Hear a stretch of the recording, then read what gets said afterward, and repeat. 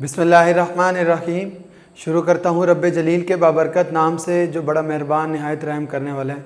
बेटा मेरा नाम डॉक्टर यासिर ख़ान है और मैं आपको सिटी कॉलेज के ऑनलाइन फ़ोरम से वेलकम करता हूँ।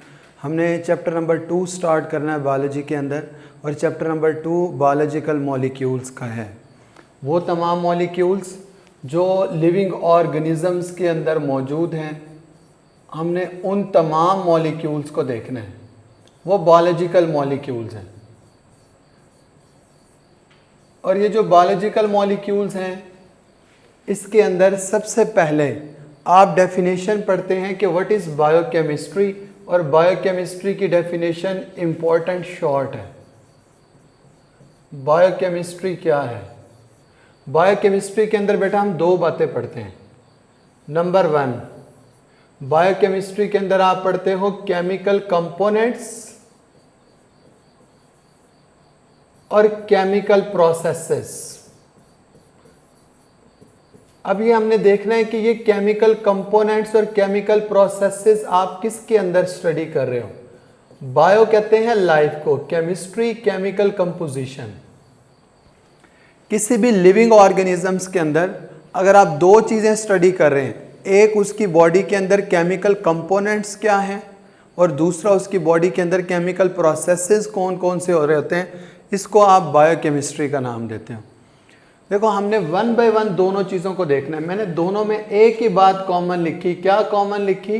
मैंने कहा दोनों के अंदर आप इन दोनों चीज़ों को स्टडी करोगे लिविंग ऑर्गेनिजम्स के अंदर। लिविंग ऑर्गेनिजम्स के अंदर केमिकल कंपोनेंट्स और केमिकल प्रोसेसेस की जो स्टडी होती है that is called as the biochemistry. और बायोकेमिस्ट्री को समझना इस वजह से भी ज़रूरी है कि बायोकेमिस्ट्री के कॉन्सेप्ट के बगैर आप एनाटॉमी नहीं समझ सकते, जो कि इंटरनल स्ट्रक्चर्स की स्टडी थी। आप फिजियोलॉजी भी नहीं समझ सकते, जो कि फंक्शंस थे इंटरनल ऑर्गन्स के, इंटरनल बॉडी पार्ट्स के। तो बायोकेमिस्ट्री को इस वजह से भी पढ़ना बहुत ज़रूरी है। हम 1 बाय 1 इन्हीं दोनों चीज़ों को देखते हैं। पहला मैंने लिखा केमिकल कंपोनेंट्स क्या होते हैं।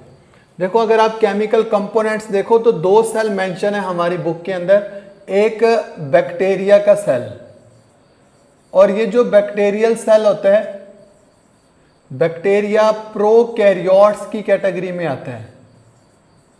प्रोकैरियोट्स, प्रो का मतलब होता है बिफोर और कैरियोटिक टर्म कैरियन से इसका मतलब है न्यूक्लियस, यानी वो तमाम organisms which lack true nucleus, जिनके अंदर ट्रू न्यूक्लियस मौजूद ना हो, वो बैक्टीरिया। और दूसरा आपने इसके कंपैरेटिवली जो देखना है वो मैमल्स का सेल, मैमेलियन सेल।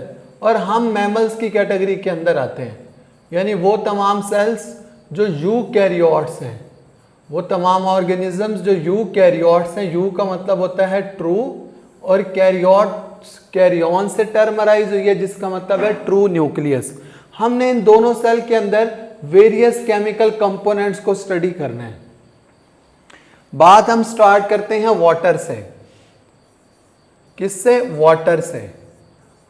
पहले तो आप वो याद कर लें जो दोनों के अंदर बराबर है। टेबल को याद करने का तरीका वो दोनों याद कर लें जो बैक्टीरिया और मैमेलियन सेल के अंदर ज्यादा हैं, तो बराबर हैं। सबसे पहले वाटर।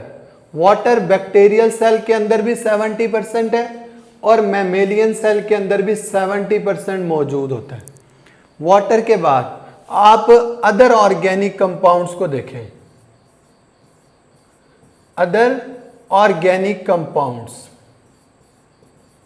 ऑर्गेनिक कंपाउंड्स वो तमाम कंपाउंड्स जिनके अंदर कार्बन और हाइड्रोजन नेसेसरी एलिमेंट हो, वो तमाम ऑर्गेनिक कंपाउंड्स कहलाते हैं। यानी ऐसे कंपाउंड जिसमें कार्बन और हाइड्रोजन बतौर नेसेसरी एलिमेंट मौजूद हो, आप उसे ऑर्गेनिक कंपाउंड का नाम देते हो। हम देखते हैं कि दोनों के अंदर ऑर्गेनिक कंपाउंड्स, लेकिन मैंने लिखा यहाँ पे अदर ऑर्गेनिक कंपाउंड्स। इस वजह से लिखा क्योंकि अर्लियर जो कंपोजिशन मेंशन की उसमें उन्होंने कार्बोहाइड्रेट्स, प्रोटीन्स, लिपिड्स और न्यूक्लिक एसिड की मेंशन की। उन्होंने कहा कि इसके अलावा जो ऑर्गेनिक कंपाउंड्स रह जाएंगे, जैसा कि एंजाइम्स हैं, enzymes are also protein in nature. Enzymes के अलावा हार्मोन्स हैं। हार्मोन्स हमारी बॉडी के अंदर वेरियस मेटाबॉलिक रिएक्शंस को परफॉर्म करवाते हैं। हार्मोन्स के साथ कुछ मेटाबोलाइट्स भी हैं। मेटाबोलाइट्स जो होते हैं वो इंटरमीडिएट्स होते हैं मेटाबॉलिज्म के अंदर जो बन रहे होते हैं। अगर आप इनकी परसेंटेज देखें तो दोनों सेल के अंदर, चाहे वो बैक्टीरिया का सेल हो चाहे वो यूकैरियोट्स का सेल हो, दोनों के अंदर 2-2% मौजूद हैं अदर ऑर्गेनिक कंपाउंड्स, जिसमें एंजाइम्स, हार्मोन्स और बाकी मेटाबोलाइट्स हैं। अगर आप इनऑर्गेनिक सब्सटेंसेस को देखें, इनऑर्गेनिक सब्सटेंसेस वो तमाम सब्सटेंसेस जिनके अंदर कार्बन और हाइड्रोजन बतौर नेसेसरी एलिमेंट ना हो, वो दोनों के अंदर 1-1% है। देखो, टेबल को याद करने का तरीका पहले वो याद कर लें जो दोनों के अंदर बराबर हैं। एक तरफ मैंने बैक्टीरिया का सेल लिखा, एक ऐसा सेल जिसके अंदर ट्रू न्यूक्लियस मौजूद नहीं होता, और दूसरी तरफ मैंने वो सेल लिखा जिसके अंदर ट्रू न्यूक्लियस मौजूद होता है। दोनों सेल के अंदर हमने पहले उन चीज़ों का कंपैरिजन किया जो दोनों में बराबर थी, और उसमें मैंने बताया कि वाटर 70% है, अदर ऑर्गेनिक कंपाउंड्स 2% है और इनऑर्गेनिक सब्सटेंसेस 1%। क्लियर? नेक्स्ट हम वो देखते हैं जो बैक्टीरिया के अंदर कम हो और यूकैरियोट्स में ज्यादा हो। देखो, एक तरफ बैक्टीरिया और दूसरी तरफ मैमल्स। हम देखते हैं उन तमाम मॉलिक्यूल्स को, फिर लास्ट में मैं बताता हूं यहां से क्वेश्चन कैसे आ रहे हैं। उन तमाम मॉलिक्यूल्स को देखते हैं जो मैमल्स में ज्यादा हैं, बैक्टीरिया में कम हैं। सबसे पहले प्रोटीन बताया हुआ है। प्रोटीन्स क्या होते हैं?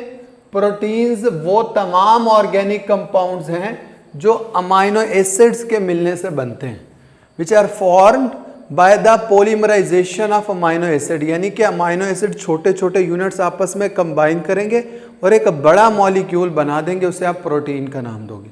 प्रोटीन बैक्टीरिया के अंदर 15%, जबकि मैमल्स के अंदर 18%। प्रोटीन्स के बाद कार्बोहाइड्रेट्स, नाम से जाहिर है कार्ब और हाइड्रेट्स, यानी कि हाइड्रेटेड कार्बन्स। और ये कैसे बनते हैं? जो कार्बोहाइड्रेट्स होते हैं ये मोनोसेक्राइड्स की पॉलीमराइजेशन से बनते हैं और पॉलीसेक्राइड्स बना देते हैं। छोटे छोटे मोनोसेक्राइड्स आपस में कंबाइन करेंगे और एक बड़ा यूनिट बना देंगे, उसे आप कार्बोहाइड्रेट कहोगे, हम कहेंगे वो एक पॉलीसेक्राइड बन जाएगा। कार्बोहाइड्रेट्स की तादाद बैक्टीरियल सेल में देखें तो 3% है और मैमल्स में देखें तो 4% है। कार्बोहाइड्रेट्स के बाद है लिपिड्स। लिपिड्स जो है ये वेरिएंट होते हैं, हेट्रोजेनस होते हैं, बड़े मुख्तलिफ हैं ये बाकी तमाम से। और इनके मैं आपको कुछ इंपॉर्टेंट पॉइंट्स भी बताता हूँ टेबल कवर होने के बाद। देखो, लिपिड्स जो होते हैं वो बैक्टीरियल सेल में 2% है और मैमल्स के अंदर 3% मौजूद होते हैं।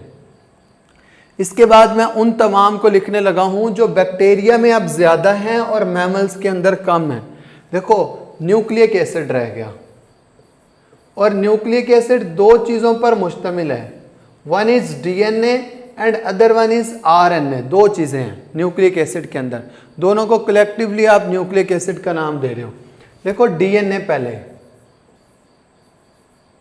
आप अगर डीएनए देखो तो बैक्टीरिया के अंदर 1% और मैमल्स के अंदर 0.25%। इसी तरह से आप आरएनए देखें, आरएनए बैक्टीरिया के अंदर 6% और मैमल्स के अंदर 1.1%। तो हमने पहले उन तमाम को लिखा जो दोनों में बराबर थे, फिर मैंने बताया कि कौन से ऐसे हैं जो बैक्टीरिया के अंदर कम हैं और मैमल्स में ज़्यादा हैं, उसमें मैंने ज़्यादातर ऑर्गेनिक कंपाउंड्स को मेंशन किया। फिर ये वाला जो ऑर्गेनिक कंपाउंड था जिसमें डीएनए और आरएनए आ जाता है, ये वो वाहिद हैं जो बैक्टीरिया सेल में आपको ज़्यादा नज़र आ रहे हैं और मैमल्स के अंदर आपको कम नज़र आ रहे हैं। तो ये हमने देखा कि टेबल। अब टेबल से रिलेटेड पॉइंट्स देखें, अगर आपसे पूछ लिया जाए कि सेल के अंदर कौन सा ऐसा इनऑर्गेनिक कंपाउंड होता है जो सबसे अबंडेंट मौजूद होता है, which of the following inorganic compound is most abundant in the cell? तो आपका आंसर सिंपल है वाटर, क्योंकि वाटर जो होता है वो 70% होता है। कितना होता है? 70%। Water is an inorganic compound, क्योंकि फॉर्मूला H2O है। मैंने कहा था ऑर्गेनिक कंपाउंड के लिए कंपलसरी है कार्बन और हाइड्रोजन दोनों नेसेसरी एलिमेंट के तौर पर मौजूद हो, जरूरी एलिमेंट हर मॉलिक्यूल के अंदर। तो सेल के अंदर इनऑर्गेनिक कंपाउंड वाटर 70% है। अगर आ जाए सेल के अंदर कौन सा ऐसा ऑर्गेनिक कंपाउंड है जो सबसे अबंडेंट है? Which of the following organic compound is most abundant in the cell? तो आपका आंसर होना चाहिए प्रोटीन। ऑर्गेनिक कंपाउंड में सबसे अबंडेंट प्रोटीन है। अगर आ जाए कि कौन सा ऐसा ऑर्गेनिक कंपाउंड है जो नेचर में सबसे अबंडेंट है? नेचर में जो अबंडेंट है वो है कार्बोहाइड्रेट्स। कार्बोहाइड्रेट्स नेचर में सबसे अबंडेंट होते हैं। कौन सा ऐसा ऑर्गेनिक कंपाउंड है जो इमीडिएट सोर्स ऑफ एनर्जी है, यानी फौरी एनर्जी देगा? Immediate source of energy is also the carbohydrates. Carbohydrates are immediate source of energy. कौन सा ऐसा ऑर्गेनिक कंपाउंड होता है जो आपको हाईएस्ट एनर्जी रिजर्वायर होता है, सबसे मैक्सिमम एनर्जी देगा? हाईएस्ट एनर्जी रिजर्वायर, ज्यादा एनर्जी देगा जब वो टूटेगा। अब आपका आंसर होगा लिपिड्स। देखिए ये कुछ इंटरेस्टिंग इंफॉर्मेशन थी जो आपकी बुक में गिवन है मुख्तलिफ टॉपिक्स के अंदर, लेकिन ये एमसीक्यू के हवाले से इंपॉर्टेंट है। तो आपने इस बात को याद रखना है कि सेल में कौन सा इनऑर्गेनिक कंपाउंड सबसे अबंडेंट है? आंसर वाटर है। सेल के अंदर कौन सा ऑर्गेनिक कंपाउंड सबसे अबंडेंट है? Answer protein. सेल के अंदर आप देखोगे वैसे ओवरऑल नेचर के अंदर कौन सा अबंडेंट होगा? तो आंसर कार्बोहाइड्रेट्स है। इमीडिएट सोर्स ऑफ एनर्जी भी carbohydrates, highest energy reservoir lipids होते हैं। क्लियर? देखो हमने एक चीज को देखा, वो थे केमिकल कंपोनेंट्स। उसमें देखा हमने कि कुछ लिविंग ऑर्गेनिजम्स के अंदर इनऑर्गेनिक भी होते हैं, कुछ ऑर्गेनिक भी होते हैं। हम दूसरा स्टेप देखते हैं, वो है केमिकल रिएक्शंस। हमने कहा हमने दो बातों को स्टडी करना है बायोकेमिस्ट्री में, एक केमिकल रिएक्शंस को और दूसरा केमिकल कंपोनेंट्स को।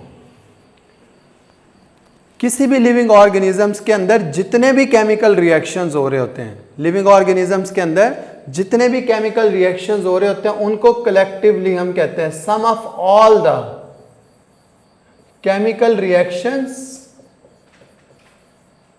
Taking place in on organisms.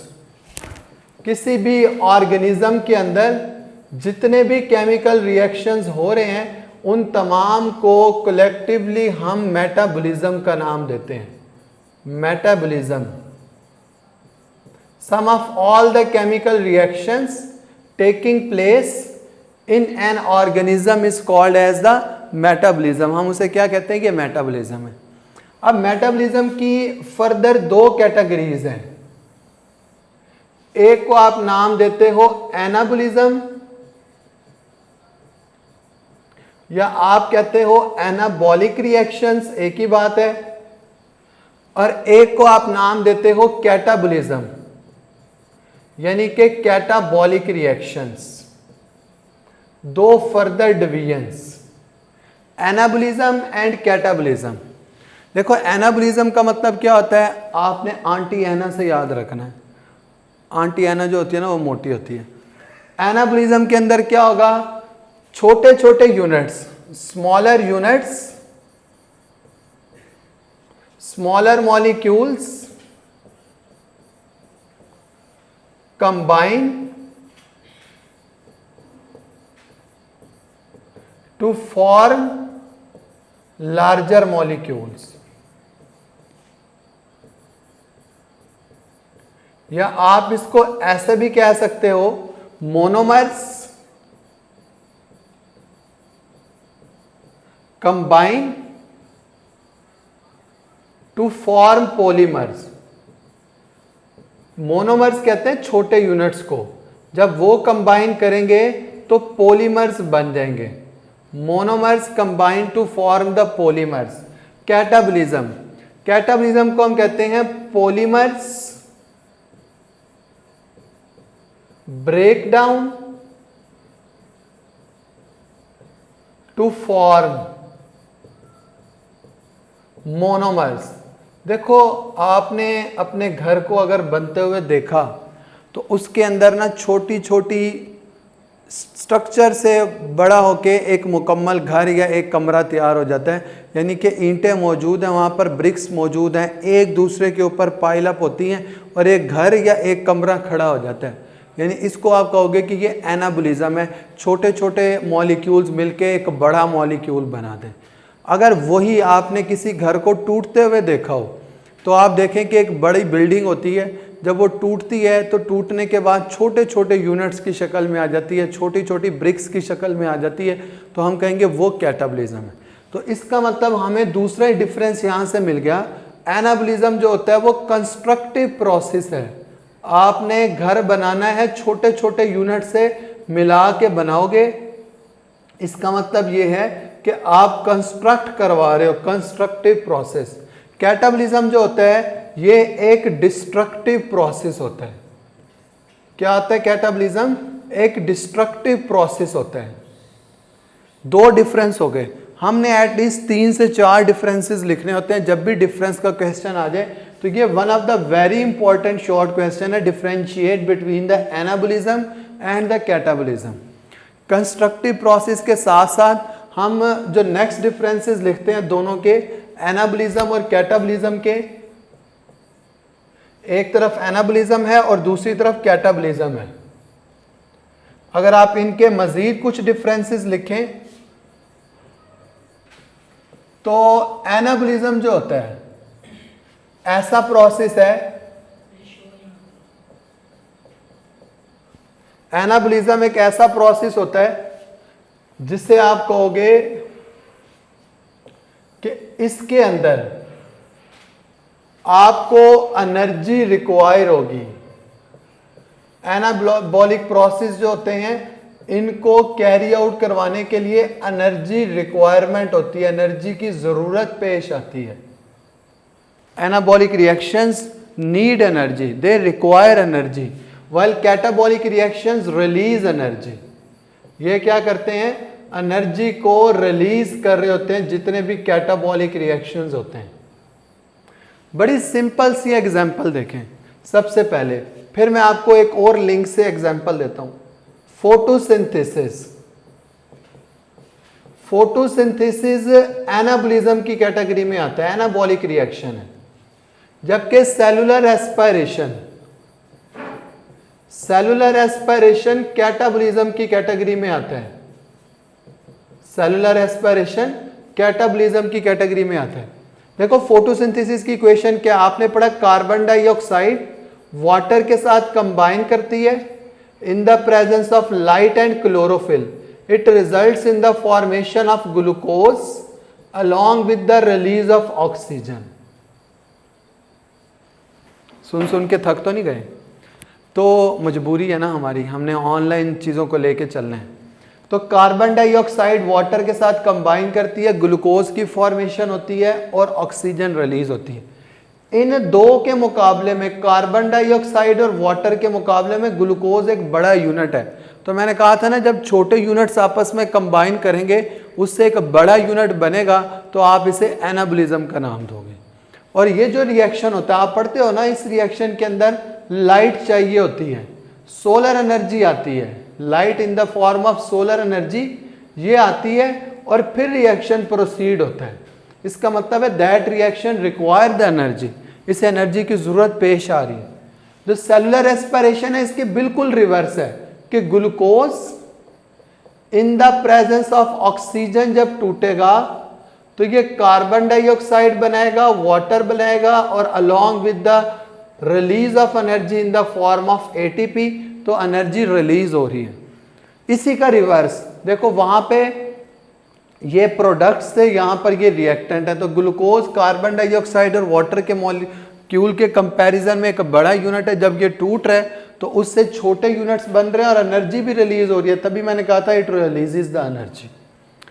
अच्छा, आपने माइटोकॉन्ड्रिया का नाम सुना होगा, सुना तो होगा। तो माइटोकॉन्ड्रिया क्या होता है? It is the power house of the cell.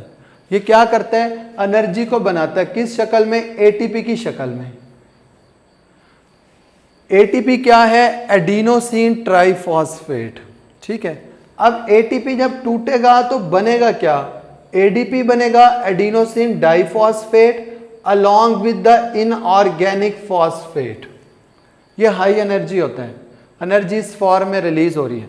देखो एटीपी टूट रहा है, अब अपनी अकल से बताओ, जो कि है तो नहीं, कि एटीपी का टूटना एक कैटाबॉलिक रिएक्शन होगा कि एनाबॉलिक रिएक्शन होगा? एटीपी टूट रहा है ना, तो हम कहेंगे कि ये क्या है? एक डिस्ट्रक्टिव प्रोसेस है। तो एटीपी का टूटना आप कहोगे ये एक कैटाबॉलिज्म है। एटीपी का टूटना कैटाबॉलिज्म। तभी तो हम कहते हैं कि जब एटीपी टूटता है तो एनर्जी रिलीज करता है। देखो ये एनर्जी रिलीज हो रही है कैटाबॉलिज्म में, तो एनर्जी क्या हो रही है? रिलीज हो रही है। जबकि अगर इसी को मैं रिवर्स कर दूं, यानी कि एडीपी और इनऑर्गेनिक फॉस्फेट आपस में कंबाइन करके एटीपी बनाएं, तो आप इसे कहोगे ये एनाबॉलिज्म है। क्या है? एनाबॉलिज्म। यानी एडिनोसिन डाइफॉस्फेट इनऑर्गेनिक फॉस्फेट के साथ कंबाइन करके एटीपी बना रहा है, तो हम उसे एनाबॉलिज्म कह रहे हैं। एटीपी टूट रहा है तो हम उसे कैटाबॉलिज्म कह रहे हैं। तो हम कह सकते हैं ना कि ATP is a link between the anabolism and the catabolism. दोनों का लिंक है कि टूट रहा है तो कैटाबॉलिज्म, अगर ये दोनों आपस में कंबाइन करके वापसी एटीपी बना रहे हैं तो हम कह रहे हैं कि ये एनाबॉलिज्म है। तो ये दोनों क्या हैं? बेसिकली एटीपी को हम कहेंगे कि ये लिंक होता है। तो ये बेटा हमने अर्लियर इंट्रोडक्शन पढ़ा कि इसके अंदर ना हमारे पास किस तरह से केमिकल रिएक्शंस और केमिकल कंपोनेंट्स हो रहे हैं किसी भी लिविंग ऑर्गेनिजम्स के अंदर। इसके बाद हम जो स्टार्ट लेंगे वो पहले ऑर्गेनिक कंपाउंड से लेंगे, और ऑर्गेनिक कंपाउंड के अंदर ना हमारे पास है कार्बोहाइड्रेट। क्या है? कार्बोहाइड्रेट। कार्बोहाइड्रेट। अच्छा, जो हमारा नेक्स्ट लेक्चर होगा हम कार्बोहाइड्रेट्स उसके अंदर स्टार्ट करेंगे। यहाँ तक आपको जो भी बात समझ ना आई हो, व्हाट्सएप ग्रुप्स क्योंकि बेटा बना दिए गए हैं, आप उसके अंदर क्वेश्चंस फ्लोट करेंगे तो टीचर्स वहाँ पर ऑनलाइन मौजूद होंगे, इंशाल्लाह आपको आंसर देंगे। जितना अरसा हमारा ये ऑनलाइन का सेशन रहता है, ऑनलाइन के सेशन के अंदर हम चीज़ों को जो है इस तरीके से लेके चलेंगे, और मैं कोशिश करूँगा कि सिंपल तरीके से आपको समझाया जाए ताकि आपको चीज़ें समझ आ रही हों। उसके बावजूद भी समझ नहीं आएंगी तो आप व्हाट्सएप ग्रुप डिस्कशन के अंदर क्वेश्चनिंग कर सकते हैं। पहली बात तो ये। दूसरी बात ये है कि बेटा आपने रिलैक्स नहीं होना, स्टडी के साथ इन टच रहना है, और चीज़ों को हम इसी तरीके से लेके चलेंगे, सिंपल वे से लेके चलेंगे, ताकि जब आप वापसी आएँ तो आपको कुछ ना कुछ चीज़ें आती हों। क्योंकि जब आप वापसी आएंगे तो आपका फिर टेस्ट सेशन स्टार्ट हो जाएगा। इस वजह से स्टडी के साथ टच रहना बहुत ज़रूरी है। अपना बेटा ख़ास ख्याल रखें। अल्लाह हाफिज़।